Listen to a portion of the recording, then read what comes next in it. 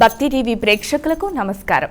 వసంత నవరాత్రి శుభాకాంక్షలతో ఆధ్యాత్మిక సుధాసాగరం ధర్మ సందేహాలు కార్యక్రమానికి స్వాగతం.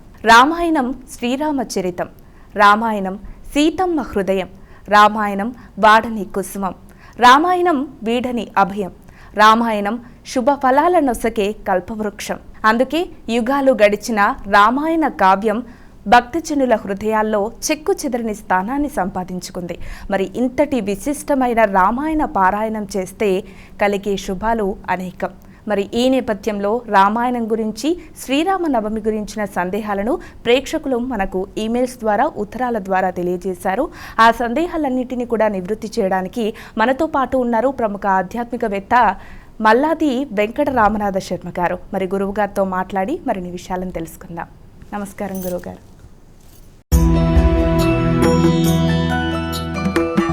గురువుగారు, మొదటి సందేహం గుడివాడ నుంచి గీతా గారు అడుగుతున్నారు. ఎవరి ప్రేరణతో వాల్మీకి మహర్షి రామాయణాన్ని రచించారో తెలియజేయండి. రామాయ రామభద్రాయ రామచంద్రాయ వేధసే రఘునాథాయ నాథాయ సీతాయా పతయే నమః. పరమ పవిత్రమైనటువంటి శ్రీమద్ రామాయణాన్ని ఆదికావ్యమని, వేదతుల్యమని లోకంలో ప్రసిద్ధం. అయితే ఇది వేదంతో సమానమైనటువంటి ఆ శ్రీమద్ రామాయణాన్ని వాల్మీకి మహర్షి ఒకానొక సందర్భంలో తమసా నది ఒడ్డున కూర్చొని ధ్యాననిష్ఠుడై ఉన్న సమయంలో, అదే సమయానికి దేవర్షి నారద మహర్షి అక్కడికి వచ్చారు. ఆ వచ్చినటువంటి నారద మహర్షిని ఆ వాల్మీకి మహర్షి అడిగారు, అయ్యా, లోకంలో ఒక 16 గుణాల గురించి నేను ఆలోచిస్తున్నాను. ఈ 16 గుణాలు కలిగినటువంటి ఉత్తమ నాయకుడు ఎవరున్నారు, ఉత్తమమైనటువంటి నరుడు ఎవరైతే ఉన్నారో వారి గురించి నేను ఆలోచిస్తున్నాను అంటే, అప్పుడు వాల్మీకి మహర్షికి బ్రహ్మ యొక్క మానసపుత్రుడైనటువంటి నారద మహర్షి 16 గుణాలని ప్రశ్నిస్తే 64 గుణాలతో రామచంద్రమూర్తిని చెప్పారు. మర్యాదా పురుషోత్తముడైనటువంటి రామచంద్రమూర్తి గురించి చెప్పడం వల్ల ఆ వాల్మీకి మహర్షి నారద యోగిందుల వారి యొక్క ప్రేరణతో శ్రీమద్ రామాయణాన్ని రచన ప్రారంభించారు. అయితే కేవలం నారద యోగిందుల వారే కాకుండా బ్రహ్మగారు కూడా ప్రత్యక్షమై ఈ మొత్తము శ్రీమద్ రామాయణంలో రామచంద్రమూర్తికి సంబంధించినటువంటి చరిత్ర అంతా కూడా నీకు నా యొక్క అనుగ్రహం వల్ల నారదుడు చెప్పిన కథ నీకు మనస్సులో గోచరిస్తుందని చెప్పి, అటు నారదుల వారి ఉపదేశము, బ్రహ్మగారి యొక్క అనుగ్రహంతో మహర్షి వాల్మీకి రామాయణాన్ని రచించారు. మరొక సందేహం గురువు గారు, సుజాత గారు రాజమండ్రి నుంచి అడుగుతున్నారు. రామాయణంలో ఉన్న శ్లోకాలు ఎన్ని, శ్లోకాల సంఖ్యలో ఆంతర్యం ఏంటి? శ్రీమద్ రామాయణము వేదతుల్యమైనటువంటి మహాగ్రంథం, ఆదికావ్యం. గాయత్రీ మంత్ర ప్రతిపాదికంగా శ్రీమద్ రామాయణాన్ని రచించాలని వాల్మీకి మహర్షి యొక్క సంకల్పం. గాయత్రీ మహామంత్రంలో మూడు పాదాలతో కూడినటువంటి గాయత్రీ మహామంత్రము 24 అక్షరాలతో ఉంటుంది. ఈ 24 అక్షరాలని ప్రతీకగా తీసుకొని వాల్మీకి మహర్షి 24,000 శ్లోకాలలో శ్రీమద్ రామాయణాన్ని, రామచరిత్రనంతా కూడా రచించారు. కనుక ఈ 24,000 సంఖ్యకి గల రహస్యం ఏంటంటే, గాయత్రీ మంత్రంలో ఉండేటువంటి 24 అమృతప్రాయమైనటువంటి మంత్రాక్షరాలే. ఆ మంత్రాలని, ఆ మంత్రంలో ఉండేటువంటి గాయత్రీ మంత్రంలో అంటే ఓం భూర్భువస్వః తత్సవితుర్వరేణ్యం భర్గో దేవస్య ధీమహి అనే 24 అక్షరాలని శ్రీమద్ రామాయణంలో ఆయా సర్గలలో, ఆయా కాండలలో మహర్షి ప్రధానమైన సన్నివేశాల్లో, ప్రధానమైన ఘట్టాలలో ఆ మంత్రంలో ఉండేటువంటి అక్షరాలని వాడారు. కనుక 24కు ప్రతీకగా 24,000 శ్లోకాలని తీసుకొని రామచంద్రమూర్తి యొక్క దివ్యమైనటువంటి చరిత్రను వాల్మీకి మహర్షి 24,000 శ్లోకాల్లో రచించడానికి గల ప్రధాన తాత్పర్యం అది. మరొక సందేహం గురువుగారు, వరంగల్ నుంచి కుసుమకర్ అడుగుతున్నారు. రామాయణంలో ఉన్న కాండలెన్ని, వాటిలో విశిష్టమైన కాండ ఏది తెలియజేయండి అని. వాల్మీకి మహర్షి మర్యాదా పురుషోత్తమైనటువంటి రామచంద్రమూర్తి యొక్క దివ్యమైనటువంటి చరిత్రని లోకానికంతా ఆదర్శప్రాయంగా ఉండాలనే ఉద్దేశంతో మానవులందరికీ కూడా ఒక ప్రవర్తనా నియమాలను వివరించాలని శ్రీమద్ రామాయణాన్ని రచించారు. ఇది వేదవేద్యుడైనటువంటి పరబ్రహ్మ యొక్క నిరూపణమే రామచంద్రమూర్తి యొక్క చరిత్ర. కనుక రాముడు అంటే పరబ్రహ్మ. ఆ పరబ్రహ్మ యొక్క చరిత్రను విస్తరించి చెప్పడానికి వాల్మీకి మహర్షి ప్రధానంగా తీసుకున్నది సప్తకాండలు, అంటే 7 కాండలు. అంటే బాలకాండ, అయోధ్యకాండ, అరణ్యకాండ, కిష్కింధకాండ, సుందరకాండ, యుద్ధకాండ, ఉత్తరకాండ. ఇట్లా మొత్తము రామాయణంలో 7 కాండలు వాల్మీకి మహర్షి సంకల్పించి 7 కాండల్లో శ్రీమద్ రామాయణాన్ని రచించడం జరిగింది. ఒక్కొక్క కాండకి ఒక్కొక్క విశేషమైనటువంటి గౌరవాన్ని పెట్టి ఒక్కొక్క కథకి సంబంధించినటువంటి ఆ అంతరార్థాన్ని దృష్టిలో పెట్టుకొని రామచంద్రమూర్తి యొక్క బాల్యము నుంచి వివాహం వరకు, అంటే బ్రహ్మచారిగా ఉన్నటువంటి రామచంద్రమూర్తి గృహస్థుగా మారే వరకు బాలకాండ, ఆ తర్వాత అయోధ్యలో జరిగినటువంటి వృత్తాంతము, ఆ తర్వాత సీతాదేవితో సహా రామచంద్రమూర్తి లక్ష్మణస్వామిని వెంట తీసుకొని అరణ్యాలకి వెళ్ళేటువంటిది, దానికి సంబంధించిన అయోధ్య నగరంలో జరిగిన కథని అయోధ్యాకాండగా తీసుకున్నారు. ఆ తర్వాత అరణ్యకాండ, ఎందుకంటే రామచంద్రమూర్తి తల్లికి కైకేయి యొక్క వరం కోరిన ప్రకారం, దశరథ మహారాజు ఇచ్చిన వరాల ప్రకారం అరణ్యాలకు వెళ్ళాలి కనుక అరణ్యకాండగా చెప్పబడింది. అరణ్యంలో రామచంద్రమూర్తి సంచరించిన కథంతా కూడా అరణ్యకాండగా చెప్పారు. ఇక ఆ తర్వాత సుగ్రీవుడితో స్నేహం చేసి రామచంద్రమూర్తి కిష్కింధా నగరానికి పొలిమేరల్లో ఉండి కిష్కింధకి సుగ్రీవుని రాజుగా చేయడం వల్ల దానికి కిష్కింధాకాండ అని పేరు పెట్టారు. ఆ తర్వాత సీతాన్వేషణ కోసం వానరులందరూ కూడా 4 దిక్కులు వెళుతుంటే ఆ 4వ దిక్కు వెళ్ళినటువంటి హనుమత్స్వామి యొక్క చరిత్రను చెప్పడానికి సుందరకాండ అనేటువంటి విషయం చెప్పారు. ఇక యుద్ధానికి సంబంధించింది యుద్ధకాండ. ఆ తర్వాత ఉత్తరకాండ, అంటే రామచంద్రమూర్తి పట్టాభిషేకం చేసుకొని ప్రజల్ని పరిపాలించి ఆ అవతార సమాప్తి చేసే వరకు దాన్ని ఉత్తరకాండ అన్నారు. అయితే రామాయణంలో ప్రతికాండ ప్రధానమైనదే. ఇది ప్రధానము, ఇది అప్రధానం అని చెప్పడానికి ఏది లేదు. ఎందుకంటే అది ఉపాసనా సంబంధమైనటువంటి గాయత్రీ మంత్ర ప్రతిపాదకమైనటువంటి మర్యాదా పురుషోత్తముడైన రామచంద్రమూర్తి యొక్క దివ్య చరిత్ర కనుక అందులో ఇది ఉత్తమము, ఇది మధ్యమము అనే చెప్పే ప్రసక్తే లేదు. అయితే పరంపరగా వచ్చే పద్ధతిలో ఏంటంటే ఆ అయోధ్యాకాండ గురుభక్తికి ప్రధానమని, సంతానం కలగడానికి బాలకాండ ప్రధానమని, అట్లా మిత్ర సంపాదన కోసం కిష్కింధాకాండ ప్రధానమని, ఆ ఉపాసనాకాండ కోసం సుందరకాండ ప్రధానమని మనకి చెప్పారు కనుక శత్రువుల్ని జయించడానికి, అఖండమైన విజయం పొందడానికి యుద్ధకాండ ప్రధానం చెప్పారు కనుక రామాయణంలో ఈ కాండ ప్రధానము, ఈ కాండ అప్రధానం అనే విషయమే లేదు. అయితే సాధారణంగా ఆయా లక్ష్యాలను దృష్టిలో పెట్టుకొని ఆయా కోరికలు తీరడానికి, కామనలు తీరడానికి ఒక్కొక్క కాండని ఒక్కొక్క విశేషంగా చెప్పుకున్నారు.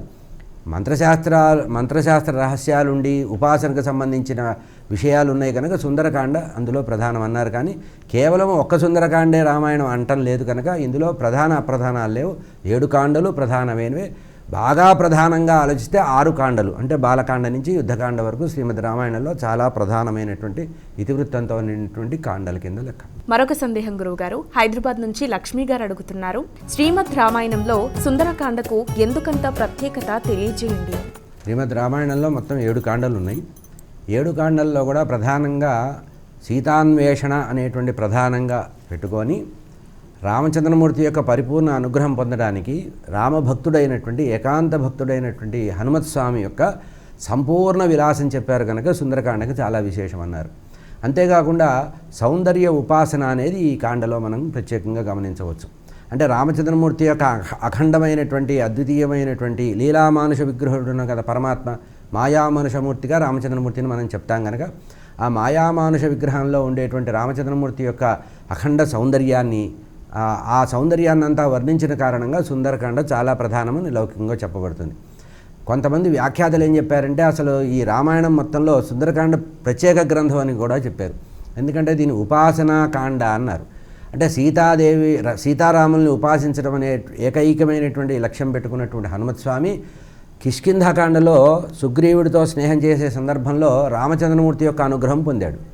అయితే కేవలం రామచంద్రమూర్తి యొక్క అనుగ్రహం పొందటమే ప్రధానం కాదు, సీతాదేవి యొక్క అనుగ్రహం కూడా పొందితేనే ఆ రామచంద్రమూర్తి యొక్క పరిపూర్ణ అనుగ్రహం అవుతుంది. అంటే సీతారాములు అవినాభావ సంబంధం, సీత వేరు రాముడు వేరు కాదు, ప్రకృతి పురుషులు లాంటివారు కనుక ఆ హనుమత్స్వామి రామచంద్రమూర్తి యొక్క అనుగ్రహం పొంది ఆ అనుగ్రహం పరిపూర్ణం కావడానికి, సీతాదేవి అనుగ్రహం పొందడానికి లంకా నగరానికి వచ్చి అక్కడ సీతాదేవితో సంభాషించి ఆ హనుమత్స్వామి సీతాదేవి యొక్క అనుగ్రహం పొంది ఒక భక్తుడైన వాడు తన యొక్క సాధన ఏదైతే ఉంటుందో ఉపాసన సిద్ధి పొందినటువంటి కాండ గనక అనేక సర్గలు ఉన్నటువంటి కాండని సుందరకాండ చెప్పారు కనుక శ్రీమద్ రామాయణంలో ఇన్ని కాండలు ఉన్నప్పటికీ కూడా ఒక్క సుందరకాండకి అంత విశేషం రావడానికి కారణం ఏంటంటే ఇందులో మంత్రగర్భితమైనటువంటి శ్లోకాలు చాలా ఉన్నాయి. అందుకనే మన వాళ్ళు ఏదైనా బాగా కష్టాలు వచ్చినప్పుడు కానీ, ఏదైనా సమస్యలు ఉన్నప్పుడు కానీ, ఆరోగ్య సమస్యలు కానీ, విజయం కావాలని కోరుకున్న వాళ్ళు కానీ శ్రీమద్ రామాయణంలో ప్రధానంగా సుందరకాండలో కొన్ని సిద్ధి సర్గలు ఉన్నాయి. అంటే సముద్ర లంఘనం చేసేటువంటి ఒక సర్గ, అదొక సిద్ధి సర్గ. సీతాదేవి అన్వేషణ చేసే సందర్భంలో ఒక సర్గ, అదొక సిద్ధి సర్గగా చెప్పారు. సీతాదేవిని హనుమత్ స్వామి లంకా నగరంలో అశోకవనంలో సింసువా వృక్షం మీద సీతాదేవిని దర్శించడం అనేది సిద్ధి సర్గ. అంటే ఎవరైనా ఏదైనా గంభీరమైనటువంటి కార్యం పెట్టుకొని గొప్ప కార్యక్రమం కానీ ఏదైనా సమస్యతో కూడిన విషయాన్ని కానీ కార్యసాధన కోసం చేసేటప్పుడు ఈ సర్గని ఎవరైతే నిత్యము అనేక మార్లు పారాయణ చేస్తారో వారికి కార్యసిద్ధి కలుగుతుందన్నారు కనుక సుందరకాండకి అంత విశేషమైనది. అంతేకాకుండా లలితా సహస్రనామంలో ఉండేటువంటి అనేక నామాలు సుందరకాండలో శ్లోకాల్లో కొన్ని పదాలుగా మనకు కనబడతాయి, కొన్ని వాక్యాలుగా. కనుక ఆ అమ్మవారి యొక్క ఉపాసన రూపకంగా కనబడుతుంది. ఇంకొక రహస్యం ఏంటంటే కిష్కింధాకాండలో రామచంద్రమూర్తి యొక్క అనుగ్రహం పొందినటువంటి హనుమత్ స్వామి పరిపూర్ణంగా సీతాదేవి యొక్క అనుగ్రహం కూడా పొంది అతని యొక్క ఉపాసన సిద్ధించాలనే కోరికతో రామచంద్రమూర్తి సీతాన్వేషణ కోసం 4 దిక్కుల కోటానుకోట్ల వానరులను పంపాడు. కానీ ఒక హనుమత్ స్వామికే తన యొక్క అంగుళీకాని ఉంగరాన్ని ఇచ్చి పంపాడు. అంటే అర్థం ఏంటంటే ఒక ఉపాసనకి తయారైనటువంటి ఒక భక్తుడు ఉపాస్య దైవాన్ని ఆరాధించేటప్పుడు ఆ ఉపాసన సిద్ధి పొందాలంటే పరమాత్మ యొక్క అనుగ్రహం కావాలి. ఇక్కడ రామచంద్రమూర్తి యొక్క అనుగ్రహం సుందరకాండలో హనుమత్ స్వామికి దేని ద్వారా వచ్చింది? రామచంద్రమూర్తి ఇచ్చినటువంటి తన యొక్క పేరుతో శ్రీరామ అనే అక్షరాలు రచించినటువంటి ముద్రిక, ఆ ఉంగరం అంగుళీయకం. ఈ అంగుళీయకాన్ని తీసుకువెళ్ళి ఉపాస్య దైవమైనటువంటి శక్తి స్వరూపమైనటువంటి సీతాదేవికి సమర్పించి అమ్మవారి దగ్గర పాపల్లో ఉండేటువంటి చూడామణిని తీసుకొచ్చి రామచంద్రమూర్తికి ఇవ్వడం వల్ల సుందరకాండలో ఒక కార్యసిద్ధి జరిగింది. కనుక ఎవరైనా ఒక కార్యాన్ని సిద్ధింపజేసుకోవాలంటే ఉపాసకుడైన వాడు ఆ పరమాత్మ యొక్క పరిపూర్ణ అనుగ్రహం పొందడానికి సుందరకాండ ఉపాసనా కాండగా చెప్పారు. కనుక శ్రీమద్ రామాయణంలో 7 కాండలు ఉన్నప్పటికీ కూడా ఈ సుందరకాండని విశేషంగా చెప్పబడ్డారు. కనుక రామాయణంలో ఈ సుందరకాండని ప్రత్యేకమైనటువంటి గౌరవం ఉంది. అందుట్లో ఈ సుందరకాండని రామాయణ తిలకము అన్నారు. అంటే రామాయణం మొత్తంలో మణిహారం లాంటిది. అంటే ఒక మాల ఉందనుకోండి, అందులో మణి ఏది అంటే సుందరకాండ అన్నారు. కనుక ఆ సుందరకాండకు విశేషమైనటువంటి గౌరవం చరిత్రలో ఇవ్వబడింది. మరొక సందేహం గురువుగారు, వైజాగ్ నుంచి రాణి గారు అడుగుతున్నారు, రామాయణంలోని ఉత్తరకాండ వాల్మీకి మహర్షి రచించిందేనా అని. లోకంలో చాలామందికి కలిగేటువంటి సందేహం, రామచంద్రమూర్తి యొక్క దివ్యమైనటువంటి చరిత్రని నారద ఉపదేశంతో వాల్మీకి అనుగ్రహంతో వాల్మీకి మహర్షి రచించడానికి నిర్ణయించుకొని రామచంద్రమూర్తి యొక్క జీవితకాలంలోనే రామాయణ రచన ప్రారంభించారు. అయితే ఈ రామాయణ రచనని 2 భాగాలుగా చేశారంటారు. ఒకటి బాలకాండ మొదలుపెట్టి యుద్ధకాండ వరకు స్వామి వాల్మీకి రామచంద్రమూర్తి యొక్క అనుగ్రహంతో రచించి తన యొక్క శిష్యులైనటువంటి అంటే సీతారాముల యొక్క సంతానమైనటువంటి కుశలవులిద్దరికి కూడా పాఠం చెప్పుకున్నది యుద్ధకాండ వరకు. అంటే యుద్ధంలో రావణాసుడు సంహరించబడడం, సీతాదేవిని తిరిగి రామచంద్రమూర్తి పొందడం, తిరిగి అయోధ్య నగరానికి వెళ్ళడం, పట్టాభిషేకం చేసుకోవడం, 11,000 సంవత్సరాలు ప్రజల్ని పరిపాలించడం అంతా కూడా ఇక్కడ ప్రారంభమైంది. పట్టాభిషేకం వరకు మనకు యుద్ధకాండ. అయితే మొదటి దశలో ఆయన రచించింది వాల్మీకి మహర్షి యుద్ధకాండ వరకే. కానీ తర్వాత ఉత్తరకాండని కూడా వాల్మీకే రచించినట్టుగా ప్రమాణం ఉంది మనకి. ఎందుకంటే రామచంద్రమూర్తి యొక్క దివ్య చరిత్రని గాయత్రీ మంత్ర ప్రతిపాదకంగా ఉండేటువంటి 24 అక్షరాలని 24,000 శ్లోకాలుగా వాల్మీకి రచించాడని ప్రమాణం మనకి మొదట్లోనే ఉంది. ఈ 24,000 సంఖ్య పూర్తి కావాలంటే మనకి ఉత్తరకాండ కూడా లెక్క పెట్టుకుంటేనే 24,000 శ్లోకాలు అవుతాయి. కనుక 24,000 శ్లోకాల యొక్క ప్రామాణికత ఉత్తరకాండతోనే పూర్తవుతుంది. కనుక వాల్మీకే ఉత్తరకాండ కూడా రచించారు. అయితే బాలకాండలోనే చెప్పబడింది ఏంటంటే రామచంద్రమూర్తి యొక్క దివ్యమైనటువంటి చరిత్ర ఏకైకం అక్షరం ప్రోక్తం మహాపాతక నాశనం అని చెప్పిన సందర్భంలో వాల్మీకి అక్కడ చెప్పిన మాట ఏంటంటే 6 కాండలు తథోత్తరం అన్నారు. షట్కాండ సంయుక్తం తథోత్తరం అంటే 6 కాండలు, తర్వాత 7వ కాండ ఉత్తరకాండగా చెప్పారు. కనుక శ్రీమద్ రామాయణంలో మొత్తం 7 కాండలు ఉన్నమాట యథార్థము. 7 కాండలు కూడా వాల్మీకి మహర్షి రచించడం యథార్థం. రామాయణం సమగ్రము పరిపూర్ణము సంపూర్ణం కావాలంటే 7 కాండలు ఉంటేనే శ్రీమద్ రామాయణం అవుతుంది. ఇందాక చెప్పినట్టుగా 24,000 సంఖ్య పూర్తి కావాలంటే కూడా ఉత్తరకాండే ఉంది. అయితే ఉత్తరకాండ తర్వాత రచించడం వల్ల అంటే లవకుశలకి పాఠం చెప్పిన తర్వాత రచించబడింది ఉత్తరకాండ. కనుక ఆ రకంగా కొంతమంది లోకంలో భ్రమపడుతున్నారు, ఉత్తరకాండ వాల్మీకి రచించలేదని. కానీ దీనికి ప్రమాణం లేదు. వాల్మీకి మహర్షే ఉత్తరకాండ కూడా రచించినట్టుగా మనకి ప్రమాణం ఉంది. శ్లోక సంఖ్య రీత్యా కానీ సప్తకాండ సమన్వితం అని చెప్పడం వల్ల కానీ ఆ రామచంద్రమూర్తి యొక్క కథ చెప్పడం వల్ల కూడా దానికి ప్రమాణం. ఇంకొకటి ఏంటంటే వాల్మీకి రామాయణం సమగ్రంగా అర్థం కావాలంటే ఈ మొదటి 6 కాండల్లో ఉండేటువంటి కథలో అక్కడక్కడ సందేహాలు వస్తే వాటికి వివరణ కావాలంటే తప్పనిసరిగా ఉత్తరకాండ మనకి రావాలి. ఉత్తరకాండని కూడా పరిశీలిస్తే తప్పించి రామాయణం సమగ్రం కాదు కనుక సమగ్రమైనటువంటి రామాయణ రూపం 24,000 శ్లోకాలతో 7 కాండలతో ఉంది కనుక 7వ చివరి కాండ అయినటువంటి ఉత్తరకాండ కూడా వాల్మీకి మహర్షి రచించినట్టే మనకి ప్రమాణం ఉంది. అది విశ్వసించదగినది.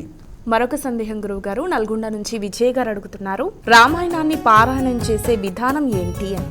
సాధారణంగా ఏదైనా గ్రంథాన్ని పారాయణ చేసేటప్పుడు ఆ గ్రంథానికి సంబంధించినటువంటి మహాత్మ్యంలో చెప్తారు. స్కాందపురాణాంతర్గతంగా శ్రీమద్ రామాయణ మహాత్మ్యం చెప్పారు. ఆ రామాయణ మహాత్మ్యంలో ప్రత్యేకంగా చెప్పబడింది ఏంటంటే ఈ రామాయణ గ్రంథ పారాయణ చేయడం అనేది విశేషం. దీనికి వాల్మీకి మహర్షి బాలకాండలో ఒక ప్రమాణం చెప్పారు, పాఠ్యే గేహేచ మహోదనం అని. అంటే పాడుకోవడానికి కానీ చదువుకోవడానికి కానీ ఇది అనుగుణమైనది అని చెప్పాడు. రాగతాళ సమన్వితంగా ఉంది అని చెప్పి తాను శిష్యులుగా పాఠం చెప్పింది కూడా ఆ రకంగానే చెప్పారు. ఈ రకంగా పరంపరగా మనకి పారాయణ చేయడం అనే పద్ధతి వచ్చింది. దీని ప్రధానంగా చెప్పబడింది 9 రోజులు పారాయణ చేసే పద్ధతి ఒకటి ఉంది, ఆ తర్వాత 40 రోజులు చేసే పారాయణ పద్ధతి ఒకటి ఉంది. ఇదే కాకుండా కేవలం సుందరకాండనే సప్తసర్గ పారాయణ అనేటువంటి పద్ధతితో కూడా ఒక పద్ధతి ఉంది కనుక సంప్రదాయబద్ధంలో మొత్తం రామాయణం చదవాలంటే 9 రోజులు చదవాలనే పద్ధతి ఉంది. ఏ రోజు ఎంత చదవాలనేది మనకు ప్రామాణికంగా ఈ రోజు బాలకాండ ఇంతవరకు చదవాలి, రెండవ రోజు ఇది చదవాలి అని మనకు ప్రమాణం ఉంది. కథ ఒక్కొక్క ఉపాఖ్యానం మధ్యలో ఆపకుండా ఉపాఖ్యానం పూర్తయ్యే వరకు చదవాలి. దీనికి చాలా సదాచారం ఉండాలి. ఈ రామాయణ పారాయణ సాధారణంగా వసంత ఋతువులో కానీ శ్రావణ మాసంలో కానీ, వసంత ఋతువులో చైత్రమాసంలో కానీ, వైశాఖ మాసంలో కానీ, శ్రావణ మాసంలో కానీ, కార్తీక మాసంలో కానీ, మాఘమాసంలో కానీ చదివేటువంటి సంప్రదాయం ఉంది. మన యొక్క చరిత్ర బాగుపడాలన్నా, కుటుంబంలో ఎవరికైనా ఆరోగ్యం చేకూరాలన్నా, కుటుంబంలో క్షేమవేదన జరగాలన్నా, సంతానం కలగాలన్నా, ఇంటిలో ఉన్నవారికి ఎవరికైనా ఉద్యోగాలు ఇటువంటివి రావాలన్నా, వివాహం కావాలన్నా కూడా శ్రీమద్ రామాయణం యొక్క పారాయణ చేయడం కానీ చేయించుకోవడం కానీ శాస్త్రము ఇందాక చెప్పినట్టుగా 9 రోజులు చేయడం అనే పద్ధతి ఉంది. భాగవతానికి 7 రోజులు, శ్రీమద్ రామాయణానికి 9 రోజులు ఉంది. ఈ 9 రోజులు ఎందుకు చెప్పారంటే సింబాలిక్గా రామచంద్రమూర్తి వసంత ఋతువులో చైత్రమాసంలో నవమి నాడు పుట్టారు కనుక 9 అనే ప్రాధాన్యత దీనికి ఉంది. 7 రోజులు అనేది భాగవతానికి ప్రమాణం ఉంది.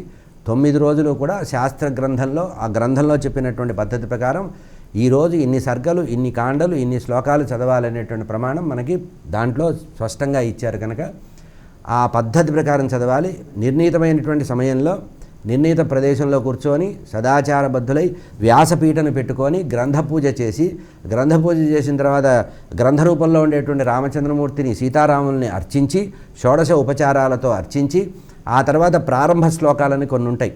ఆ ప్రారంభ శ్లోకాలు చదువుతూ ఆ రోజు పరిమితమైనటువంటి శ్లోకాలను చదివి, ఆ తర్వాత పై రెండవ రోజు చదవలసినటువంటి దాంట్లో కూడా కొన్ని శ్లోకాలని చదివి, ఆ తర్వాత ముగింపు పారాయణ కూడా చేసి, ఆ తర్వాత ధూపదీప నైవేద్యాలు పెట్టి నేల మీద పడుకోవాలి, బ్రహ్మచర్యం చేయాలి, ఏకభుక్తం చేయాలి. ఒకే పూట తింటూ నియమ ప్రకారం 9 రోజులు పారాయణ చేయటం అనేది ఉంది. రామాయణ పారాయణ అనేది ప్రాచీన కాలం నుంచి ఉంది. విశేషమైనటువంటి ఫలితం ఇస్తుంది. మన యొక్క చరిత్ర బాగుపడాలన్నా, మనలో ధర్మం నిలబడాలన్నా, కుటుంబంలో ధర్మం బాగుండాలన్నా, సమాజం బాగుండాలన్నా రామాయణ పారాయణ చాలా విశేషమైనది. ఇది 9 రోజులు అనేది ప్రధానం ఉంది. 9 రోజుల్లో చదవలేకపోతే 40 రోజులు మండల దీక్షతో చదవడం అనే పద్ధతి కూడా మనకి సంప్రదాయంలో ఉంది. మరొక సందేహం గురువు గారు, ఖమ్మం నుంచి నర్మద గారు అడుగుతున్నారు, రామాయణం పారాయణం చేస్తే కలిగే ఫలితాలేమిటి? శ్రీమద్ రామాయణం సాధారణంగా వాల్మీకి రచించిందే మానవుడి యొక్క జీవితం బాగుపడడానికి. అందుకనే ప్రమాణానికి ఏం చెప్పారంటే తచ్చరిత్రం చరిత్రాయ. ఇన్ని చరిత్రలు ఉన్నాయి, ఇన్ని గ్రంథాలు, ఇన్ని చరిత్రలు, ఇన్ని పురాణాలు, ఇన్ని ఇతిహాసాలు ఉన్నాయి. కానీ ఒక రామాయణాన్నే ప్రత్యేకంగా ఎందుకు చెప్పారంటే రామాయణ పారాయణ చేయటం వల్ల మన యొక్క చరిత్ర బాగుపడుతుంది. ఎందుకంటే మర్యాదా పురుషోత్తముడైనటువంటి రామచంద్రమూర్తి యొక్క పవిత్రమైన చరిత్ర అందులో చెప్పబడింది. సత్యము, ధర్మము, సదాచారము, నియమము అనేటువంటివి అందులో రామచంద్రమూర్తి ఆచరణ రూపకంగా చూపించారు. మాయామానుష అవతారమైనటువంటి రామచంద్రమూర్తి మానవుడిగా వైకుంఠం నుంచి వచ్చి భూమి మీద మానవుడిగా సంచరించి, మానవుడిగా ఉన్నటువంటి వ్యక్తి ఎన్ని కష్టాలు ఉంటాయి, కష్టాల సమయంలో ఎట్లా ప్రవర్తించాలి, జయం ఎట్లా పొందాలి, స్థితప్రజ్ఞుడై ఎట్లా ఉండాలి, సత్యవాక్కు ఎట్లా కలిగి ఉండాలి, దయాగుణం ఎట్లా కలిగి ఉండాలని అనేకమైనటువంటి ఉత్తమ గుణాలన్నీ అందులో చెప్పారు కనుక మన చరిత్ర బాగుపడాలన్నా, మన జీవితం బాగుపడాలన్నా, సమాజం ఆరోగ్యంగా ఉండాలన్నా రామాయణ పారాయణకి విశేషమైన ప్రాధాన్యత ఉంది. ఇది చదవడం ముఖ్యంగా ఇళ్లలో చిన్నపిల్లలకి చిన్నప్పటి నుంచి అలవాటు చేయాలి. ఈ విషయంలో ప్రధానంగా చెప్పుకునే గొప్పతనం ఏంటంటే, గౌరవం ఏంటంటే, ఉత్తర భారతదేశంలో ఈ రామాయణాన్ని వసంత ఋతువులో చైత్రమాసంలో ప్రధానంగా ఈ 9 రోజుల పాటు, అంటే చైత్రమాసంలో ఉగాది రోజు నుంచి శ్రీరామనవమి వరకు 9 రోజులు ప్రతి ఇంట్లో కూడా రామాయణ పారాయణ చేస్తారు.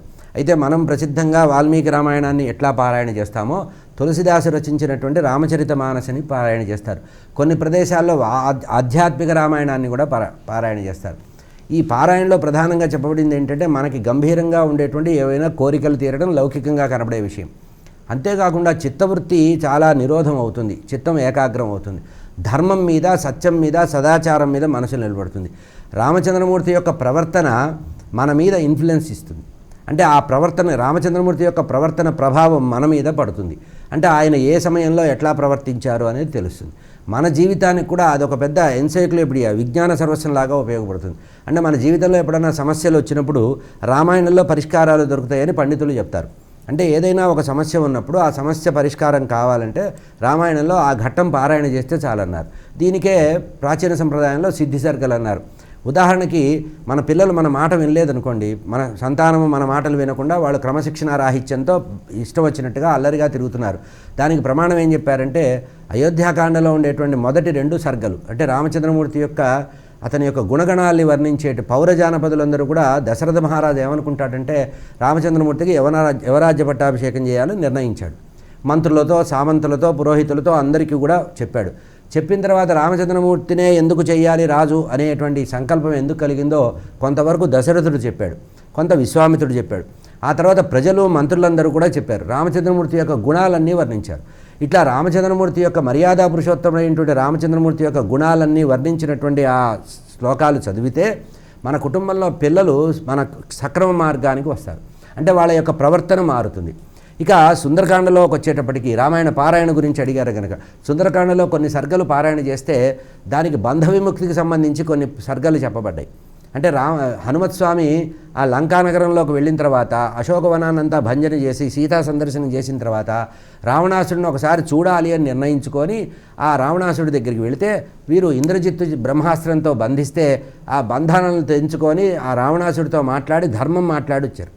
ఈ ఘట్టాన్ని కనుక ఎవరైతే చదువుతారో వారికి కారాగారాది బంధనాలు పోతాయి. అంటే ఏదన్నా ఉద్యోగంలో తప్పు చేసో, లేకపోతే ఇతర తప్పులు చేసో, ఏదన్నా ప్రమాదం వల్ల ఎవరైనా ఆరోపణ చేస్తేనో, ఎవరైనా జైల్లో పడితే ఆ బంధ విముక్తి కావాలంటే ఈ రామాయణంలో సుందరకాండలో ఈ సర్గ చదివితే చాలనుకుంటారు. అట్లా సీతాదేవి యొక్క సందర్శన, సీతాదేవిని నమోస్తు రామాయ లక్ష్మణాయ అనేటువంటి శ్లోకంతో ఉండేటువంటి సీతా సందర్శన, హనుమత్ స్వామి అశోకవనంలో సీతాదేవిని చూసిన ఆ ఘట్టాన్ని చదివితే మనకి కష్టాలు తొలుగుతాయి అన్నారు. సిద్ధి సర్గ, కార్యసిద్ధి కలగడానికి పద్ధతి చెప్పారు. కనుక రామాయణ పారాయణ అనాదిగా ఉన్నదే. ఆ పారాయణకి సంబంధించినటువంటి ఫలితం ఏంటంటే మన చరిత్ర బాగుపడుతుంది. ఎందుకంటే తచ్చరిత్రం చరిత్రాయా అన్నారు. రామచంద్రమూర్తి యొక్క దివ్యమైనటువంటి చరిత్ర మారడం వల్ల మన చిత్తవృత్తి మారుతుంది, మన మనఃప్రవృత్తి మారుతుంది, ధర్మం మీద మనసు నిలబడుతుంది. అంటే రామాయణంలో అభూత కల్పనలు ఉండవు. చూడండి, కష్టం వచ్చినప్పుడు నిజాయితీగా ఎదుర్కొని ధర్మానికి ధర్మబద్ధుడై కారుణ్యం తగ్గకుండా అటు కరుణా స్వభావంతో ఇటు సత్యధర్మాలు వదిలిపెట్టకుండా, అందుట్లో రామచంద్రమూర్తికి ఉండే పేరే ఉంది, ఆయన సత్యపరాక్రముడు అని పేరు. అంటే మామూలుగా ఆయన యొక్క పరాక్రమం ఏంటంటే సత్యమే ఆయన పరాక్రమంట. అంటే అవసరం వచ్చినప్పుడే కోపాన్ని చూపించడం, అవసరం వచ్చినప్పుడే ప్రతాపం చూపించడం, అవసరం వచ్చి తప్పనిసరి పరిస్థితుల్లోనే దుష్టుల్ని సంహరించడం, అవతలి వారు ఎంత చెడ్డవాళ్ళైనా వాళ్ళని అవసరం వచ్చినప్పుడు ప్రేమించడం, వాళ్ళని మార్చడానికి ప్రయత్నం చేయడం, ఈ లక్షణాలన్నీ కూడా రామాయణంలో ఉన్నాయి. కనుక మానవుడి యొక్క జీవితం బాగుపడాలంటే, సమాజం ఆరోగ్యంగా ఉండాలంటే రామాయణ పారాయణ, రామాయణ ప్రచారం చాలా అవసరం. కనుక పూర్వకాలం నుంచి, ఆది కాలం నుంచి కూడా రామాయణ ప్రచారం అనేది చాలా ఉంది. అది వ్యక్తిగతంగా పారాయణ చేసుకోవడం, ఎవరికి వాళ్ళు చదువుకోవడం, లేదా నలుగురు వినేటట్లు ఎవరితోనో చదివించడం అనేది ఉంది. దీనివల్ల కుటుంబాలు బాగుంటాయి. అందుకనే లోకంలో ఒక మాట ఉంది, శ్రీరామ రక్ష సర్వ జగద్రక్ష. ఇది ఎప్పుడు కలుగుతుందంటే రామాయణం యొక్క పారాయణ చేయడం వల్ల. ఇది సంప్రదాయబద్ధంలో ఉన్నదే. సాధారణంగా వసంత ఋతువులో చైత్రమాసంలో 9 రోజులు చదువుతారు. మిగతా సమయాల్లో కూడా కష్టాలు ఉన్నప్పుడు, గ్రహదోషాలు ఉన్నప్పుడు, జాతక దోషాలు ఉన్నప్పుడు కూడా కొన్ని సందర్భాల్లో రామాయణ పారాయణ చేయమని సంప్రదాయంలో చెప్పబడింది. మరి వీక్షించారుగా శ్రీరామ నవమి ప్రత్యేక ధర్మ సందేహాలు కార్యక్రమం. మనందరం కూడా ఎంతగానో ఎదురు చూస్తున్నటువంటి భద్రాచలం శ్రీరాముల వారి కళ్యాణాన్ని భక్తి టీవీ ప్రత్యక్ష ప్రసారం ద్వారా వీక్షించి తరించండి. మరి ఇది ఇవాల్టి ధర్మ సందేహాలు కార్యక్రమం. మరో కార్యక్రమంతో మళ్ళీ కలుద్దాం. అంతవరకు సెలవు. నమస్కారం.